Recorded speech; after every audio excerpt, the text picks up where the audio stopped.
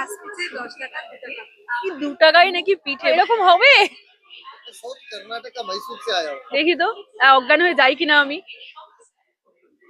উড়ে কি ঝাঁজ! দেখো এগুলো সব 100 টাকা, হরেক মাল 100 টাকা। একদম মুর্শিদাবাদের বলছে গুড় নাকি। দেখছি বালুরঘাটের পিঠে পুলি উৎসবে 50 টাকায় তোমরা বিরিয়ানি পাচ্ছ। শুধু পিঠে না, পিঠে ছাড়াও কিন্তু এখানে কুর্তি অনেক কিছুই পাবে।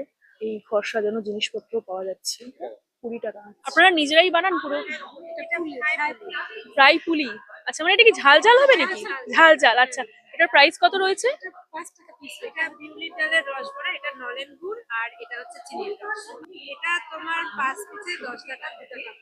2 টাকা করে, মাত্র 2 টাকার পিঠে। চলে এসেছি বালুরঘাটের পিঠেপুলি উৎসবে। 9 জানুয়ারি থেকে 18 জানুয়ারি অব্দি কিন্তু এই পিঠেপুলি উৎসব চলবে। একদম রিজনেবল প্রাইসে এই স্টলে তোমরা পিঠেপুলি পেয়ে যাচ্ছ। নাকি মাত্র 2 টাকায় পিঠে, ভাবা যায় 2 টাকায় কি হয় এখনকার দিনে। এই পিঠেটা নাকি মাত্র 2 টাকা, মাত্র 5 টাকা। এটা হচ্ছে একদম ঝাল পিঠে, যেটা হচ্ছে চন্দ্রকান্ত বা চন্দ্রকাঠ যেটাই বলো, এটার দাম কিন্তু মাত্র 10 টাকা।